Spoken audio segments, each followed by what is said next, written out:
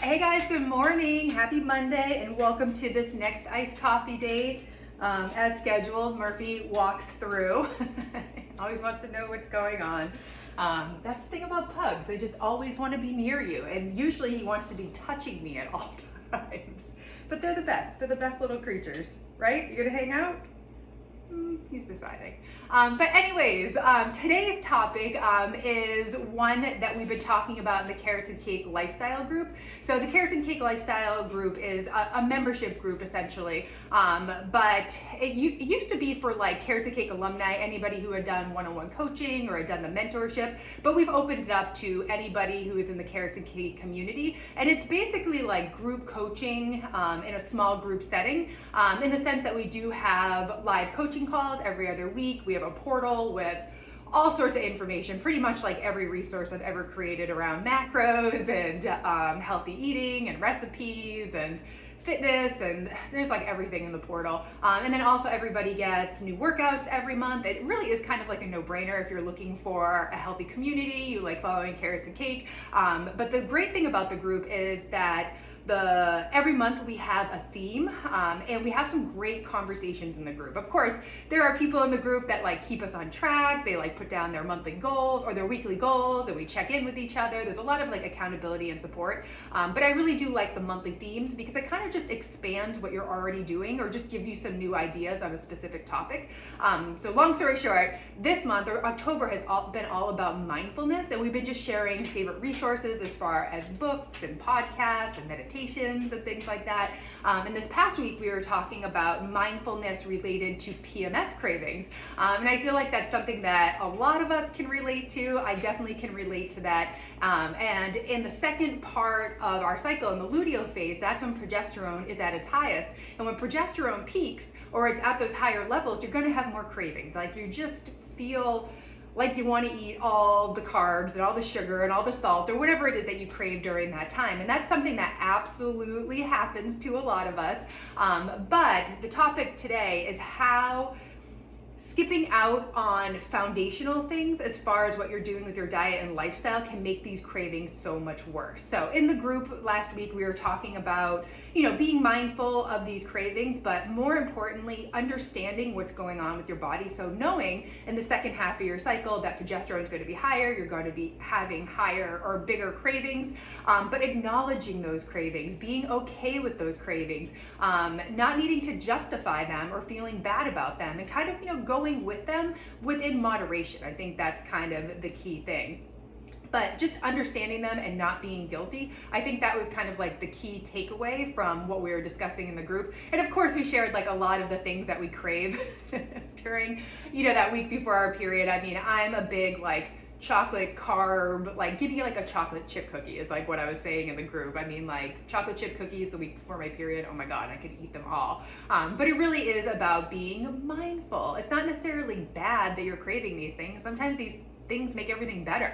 I always joke about that like sometimes like have that piece of chocolate. It's gonna make you feel 10 times better than, white knuckling it and depriving yourself of that because, down the road, somebody's gonna put a plate of brownies in front of you and you're gonna eat them all because you've been depriving yourself for so long. So really trying to find that balance with those PMS cravings and, your goals too. Because it kind of depends. It kind of depends like if you're in a cut phase, if you're in maintenance, like where you are as far as figuring out what your body needs, also in relation to your goals. So long story short, today we are going to talk about quote unquote the real reasons why you have PMS cravings. Yes, it is progesterone, it is hormones, yes, for sure. But if you are not paying attention to those foundational things, as far as just healthy living and nutrition, it's going to make them that much worse. They're going to be so much harder to manage if you are not focusing on things like stress, poor macro balance, too much cardio, nutrient deficiencies, and hormone imbalance. So those are the things that I'm going to talk about real quick.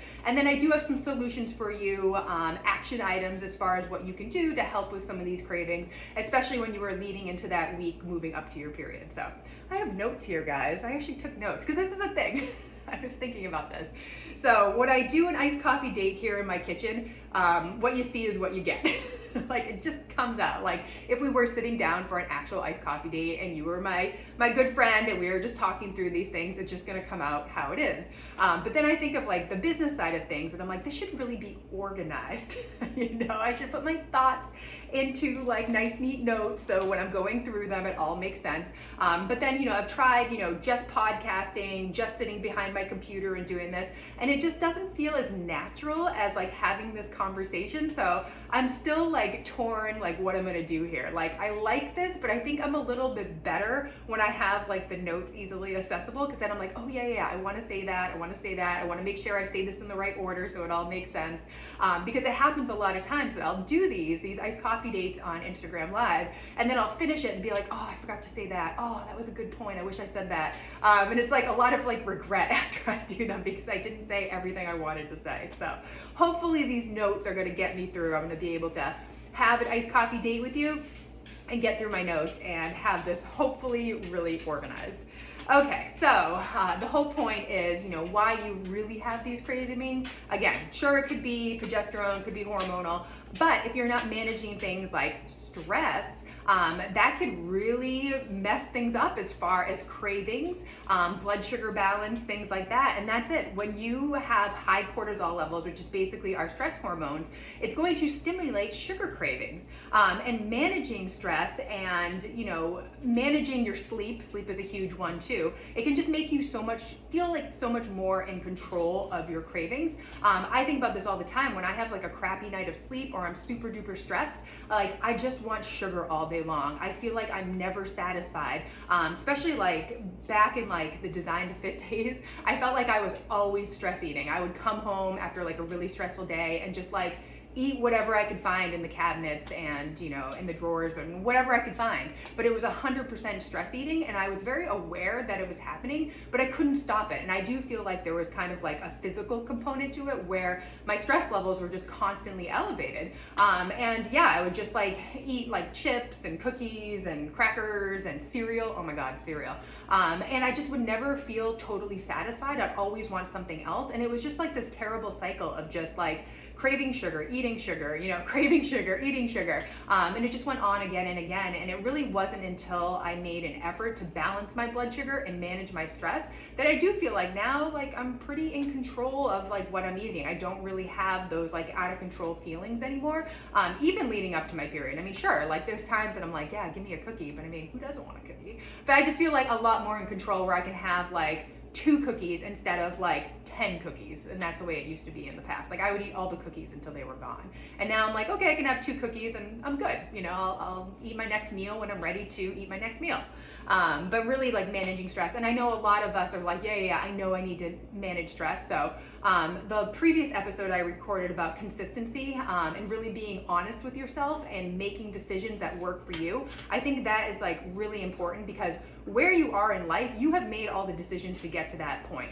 And if you think about it, if you have a job that you hate or something like that, you said yes to that job at some point. And like, I know it's not as easy as just quitting your job and like you have health insurance, you have bills to pay, like I understand that. But you can make decisions to get you out of that job or to get you into like a different position where you aren't so stressed and hating your life because you hate your boss or whatever it is. So just want to remind you that you do have control over your life and over your decisions. I know it's easier said than done, but big picture, you could quit your job, you could find a new job, you could ask for different hours or working from home or whatever it is. I think there's a lot of options.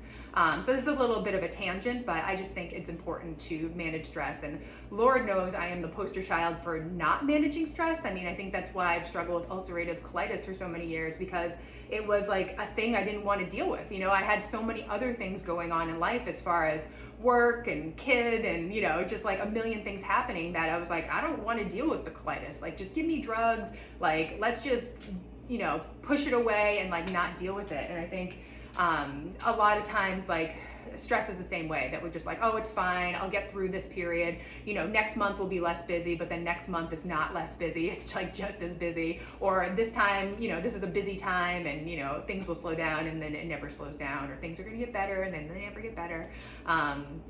But yeah, I just know I can relate as far as the stress component goes. And I mean, honestly, it has taken me like 5 years to like finally figure it out. So it doesn't happen overnight, but I think as long as you're making steps in that right direction and really figuring out how you want your life to look and like the type of person you want to be and how you want to live your life, you can get there. It doesn't happen overnight, but just having the faith that you will get there, you will get there.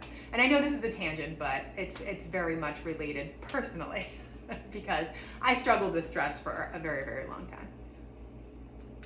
So, number 1, manage stress. It will help with your cravings. Number 2 is having a poor macro balance. So, I think this is key. I talk to clients about this all the time, and I tell them if you're eating the right things, you're gonna crave the right things. And if you're eating the wrong things, you're gonna crave the wrong things. And this happens a lot too, where I see a lot of women eating like oatmeal for breakfast or non-fat yogurt, things like that. Those things, they're fine, they're healthy, but like that's just gonna spike your blood sugar and crash your blood sugar, especially if you're not eating them with fat or some sort of protein. I always tell them to like have like the full fat yogurt, add some eggs in, add some, I don't know, breakfast meat. I don't know, there's a million things that you could add to your breakfast that's not just gonna spike your blood sugar and crash it down. I think back to my oatmeal days, I'd have oatmeal in the morning and I'd be hungry at like 10:30. And it's because like it just wasn't a good macro balance as far as satisfying my cravings, keeping my blood sugar steady. And it can just make it like that much worse if you're eating the wrong things. Murphy is scratching at his food door right now or where the food is kept. So I might need to go get him away from the door. Hopefully he stops. Sorry. This is what happens when you do these iced coffee dates in your kitchen. Hold on. Mark. Okay. Stop.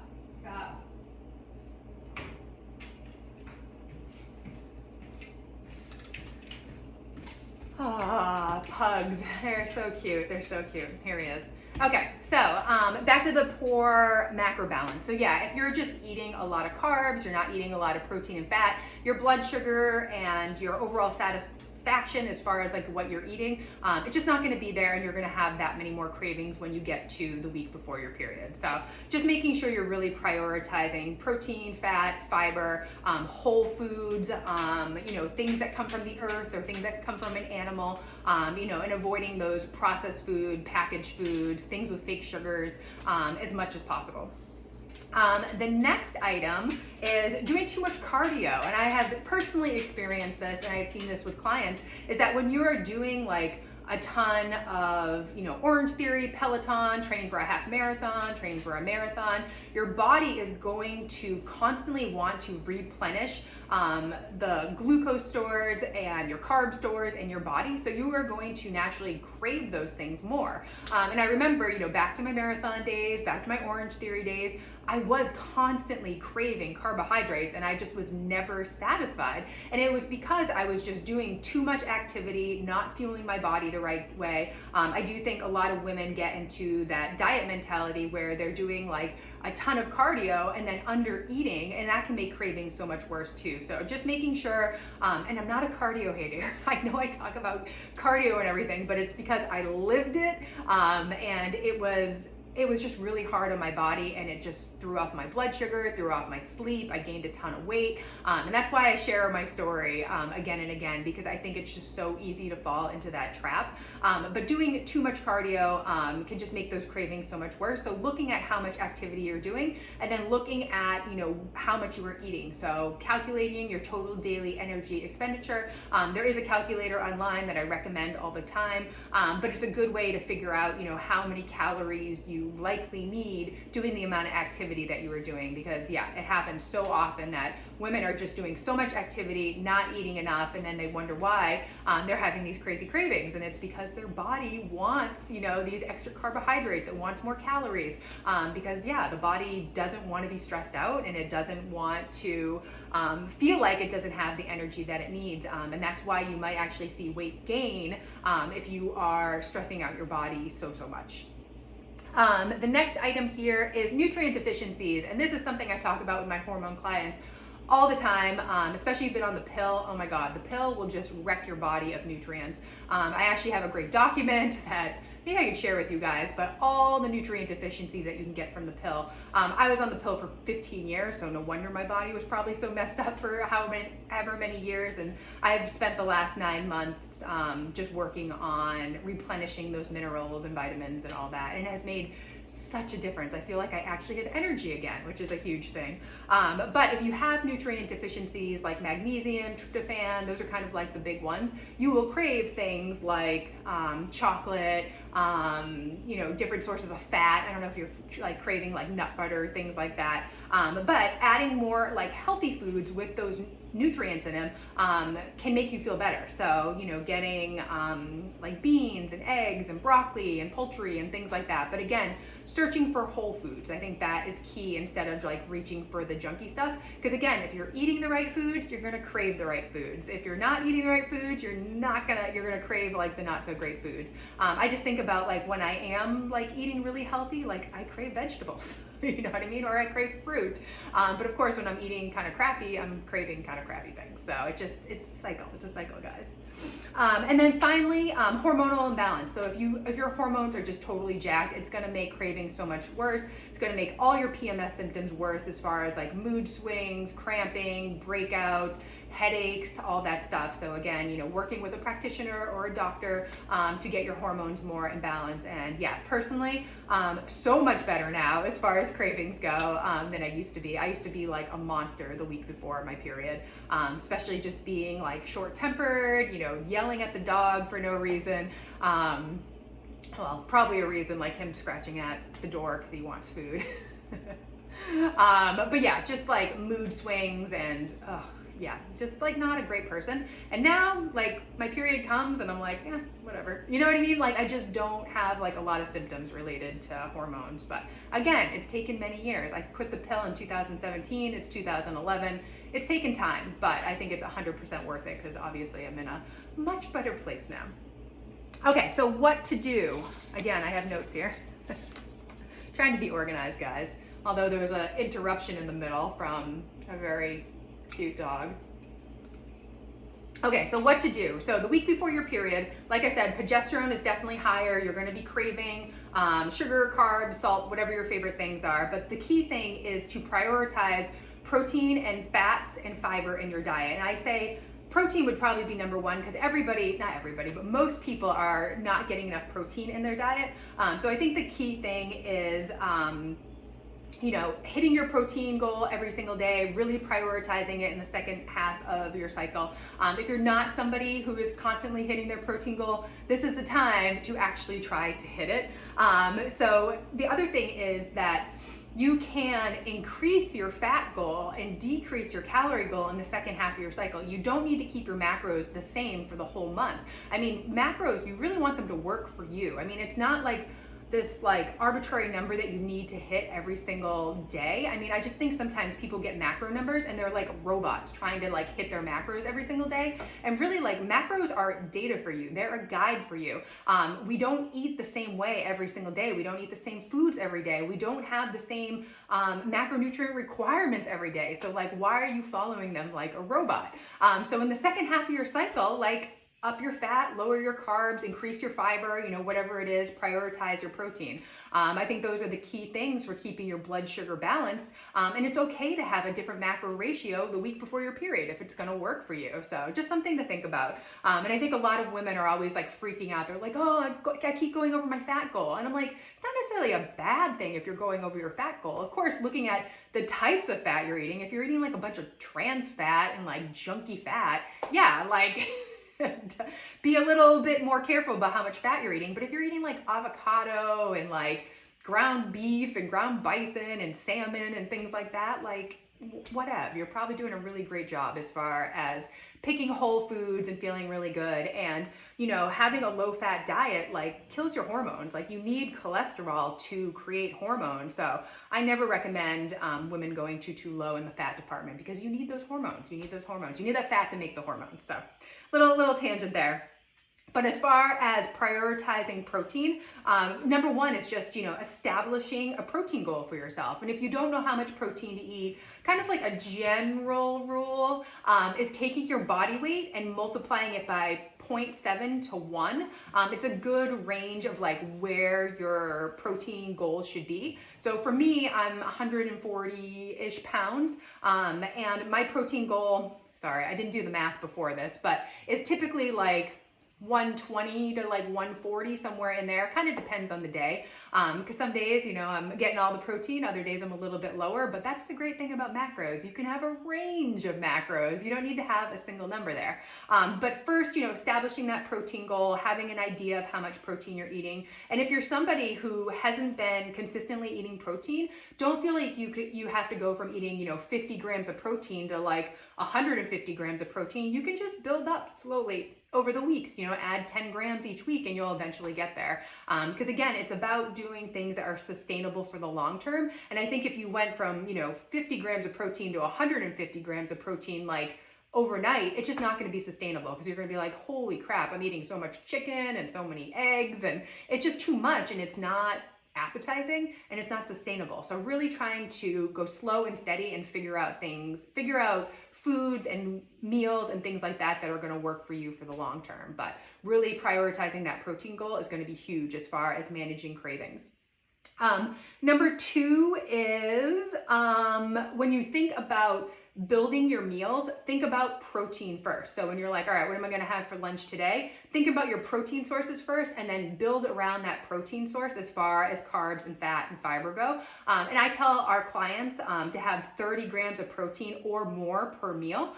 So just number one is just picking that protein source and making sure it's at least 30 grams or more. And sometimes it's just making your portion sizes a little bit bigger. I had this with a client once where she was eating like 3 ounces of chicken or something like that, and she was like struggling to hit her protein goal. I'm like, well, what about eating 4 ounces of chicken or 5 ounces? And she was like, oh yeah.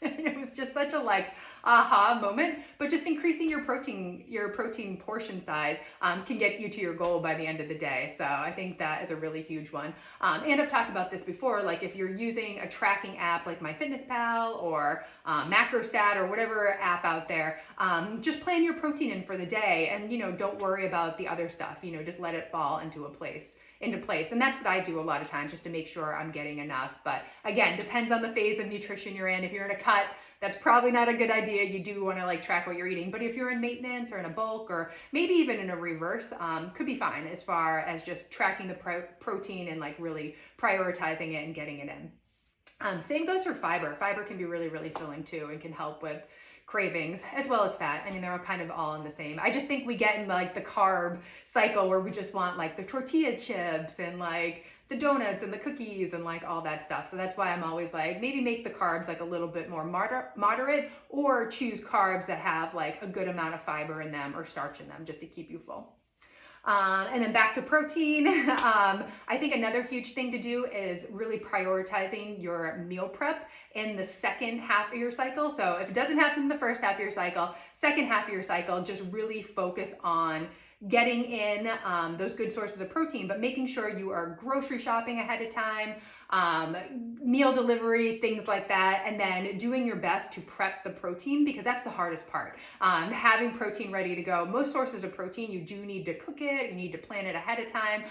So making a big pot of shredded chicken, making your beans, having like a bunch of hard-boiled eggs, just even having meat defrosted in the fridge, that can make like such a difference, because I've definitely run into that where I'm like, everything we have is frozen. And you're like, crap. But yeah, just making it like a priority, like those 2 weeks, to get good sources of protein. Even buying some like deli meat, I think that's probably fine in a pinch. Eggs cook up quickly. Tofu, if you're vegetarian, that cooks up quickly. But just having those protein sources in the house ready to go, because that's going to make life so much easier as far as cravings go. The next thing as far as what to do is doubling down on the things that I mentioned before. So managing stress, getting sleep, making sure your plate is balanced as far as macros go, protein, fat, carbs, fiber with all meals. figuring out how much cardio you should be doing, maybe laying off of it even in that second half of the cycle. If you're into the whole cycle syncing thing, could be a great time to relax a little bit on the workouts, and it might help with cravings. So just something to think about. And I do have a masterclass about cycle syncing, so I'll put that in the show notes if you want to check that out. But that can give you a little bit of insight too as far as what to do with your fitness in each half of your cycle. And then, nutrient deficiencies, figuring those out. I do run the HTMA test, which is amazing and so helpful. And then, figuring out hormonal balance. So doubling down on those things, make sure you are living the lifestyle you want to eat, make sure you are prioritizing good foods. But doubling down on those foundations that week leading up to your period can make such a difference as far as cravings and just feeling more in control of what you are eating or not eating.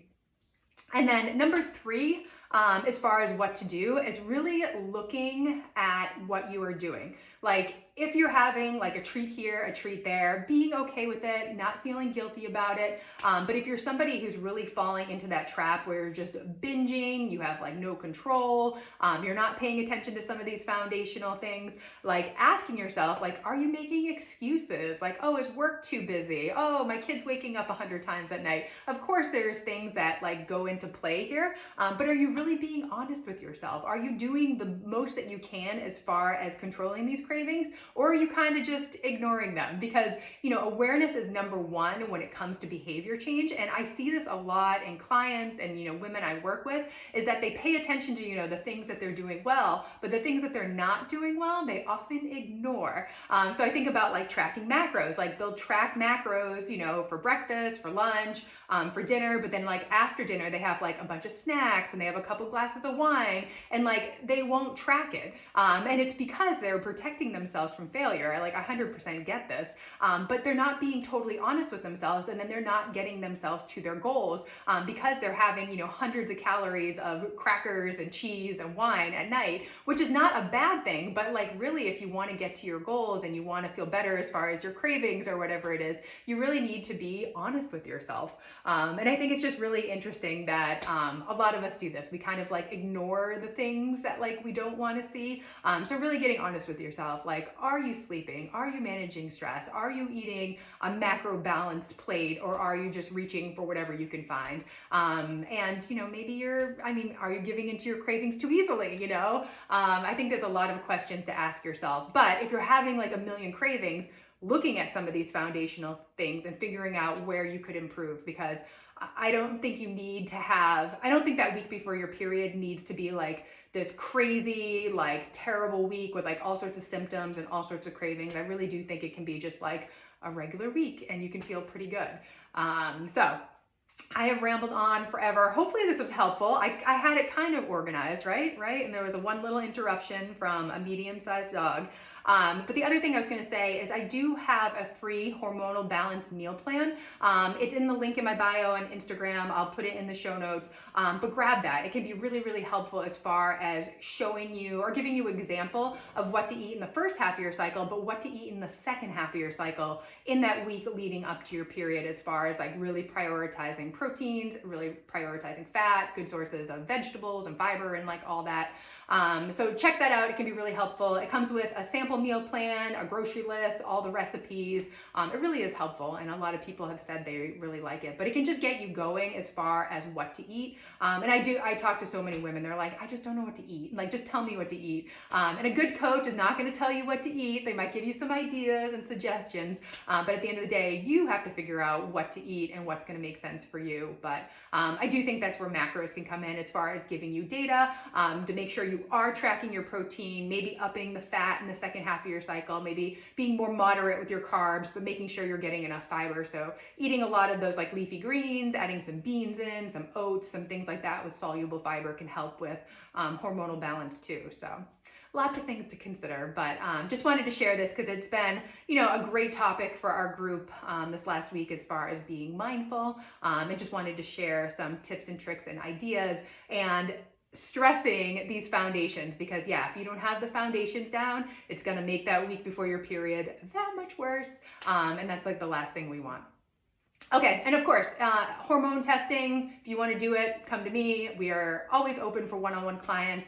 We do a push. We're going to do a push, or like a launch early, like right after Black Friday, Cyber Monday, so end of November, early December. If you want to work together in January in 2022, hormone testing or macro coaching, definitely keep your eyes and ears open. Feel free to apply now. Like I said, we're always kind of taking clients. We're just open, rolling admission, but we will be launching and offering coaching very, very soon. So if you were interested, just keep your eyes and ears open, because it will be coming end of November, early December, and we will be taking on new one-on-one clients and new hormone testing clients, or gut testing, or hair mineral analysis. There's like a bazillion tests that I'm doing now. We have expanded the testing just because different people need different things. Like, people will come to me, they'll give me all their symptoms, and I'm like, this is your gut. We'll deal with the hormones later. We got to deal with the gut first. So it just kind of depends on the person and what they need. But I am done rambling, but if you are interested, keep your eyes and ears open, because we will be launching that very, very soon. Also, I should point out, Black Friday, Cyber Monday, we are having a very good deal for the Carrots and Cake Lifestyle membership group. So if you're interested in joining the group, keep your eyes and ears open for that as well, because it's going to be a really awesome deal. Okay, I am done rambling. Happy Monday. See you later.